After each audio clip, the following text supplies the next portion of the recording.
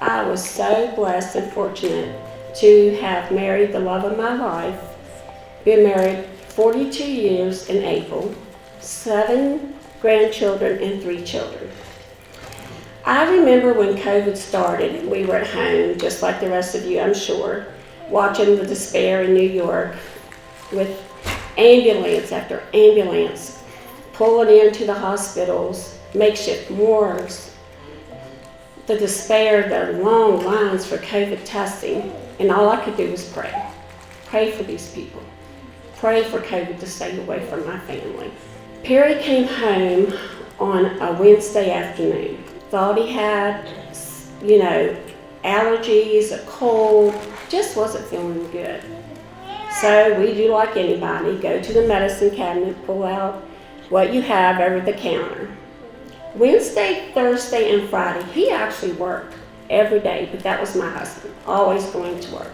Saturday, when I came home from work, right where I left him, sitting in the recliner watching football.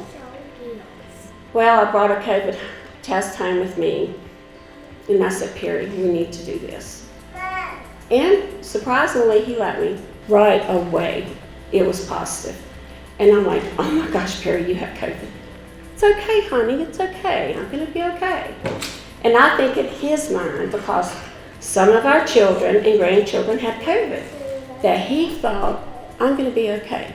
I remember the following Saturday being in the kitchen getting ready for work. And Perry walked in there and he said, honey, I feel like crap.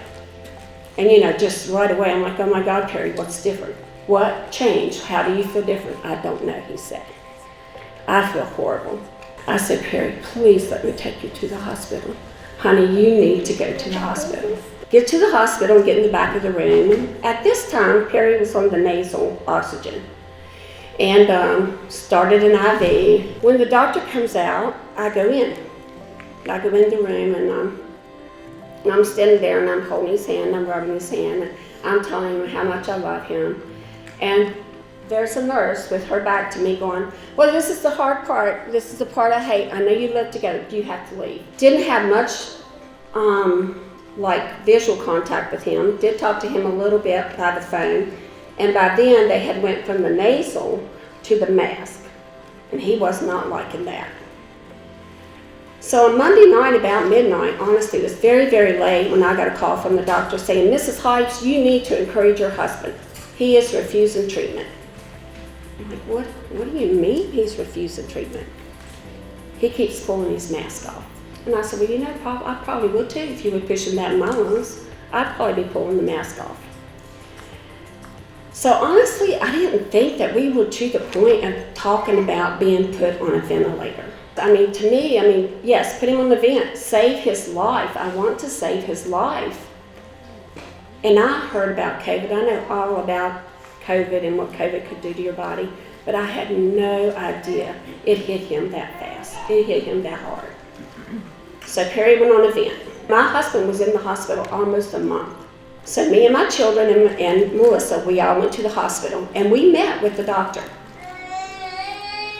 And he proceeded to tell me how my husband was a very sick man. I knew he was a very sick man. But I guess in my mind, as long as he was on that vent, hey, I had my husband. Well, I tell my kids, I will never, ever forget when I went to the hospital, as I did, to get Perry's phone one day, the little nurse said, it would be kind of rude of me for not to let you see your husband. Oh, my heart sank. I thought, I'm going to see my husband through a window. I got to put my hands on the window and pray for my husband and look at him through a window. The separation was ungodly. It was inhumane what our worldly rules did to us. I had no contact with my husband for almost a month. And don't you think that night on December the 22nd at midnight when I get a phone call telling me, Mrs. Hipes, your husband's heart stopped beating. And I'm running from my bedroom to the living room because I see the phone number and I'm like, oh my God, Mimi, something's wrong. Something's wrong, the hospital's calling. Tom took me and my children over to the hospital and we spent time with Perry. We said our goodbyes to him and came home, and you know how that went. That very day, because of the holidays, people, I'm at the funeral home making arrangements.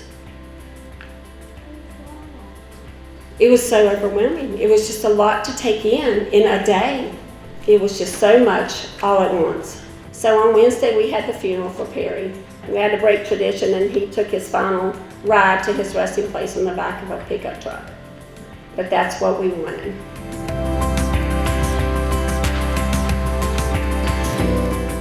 I have had loss in my life from my grandparents to my mom, recently my dad. There is no loss like the love of your life, and I'm telling you people, I have been through it, and nothing compares to losing the man that meant the world to me.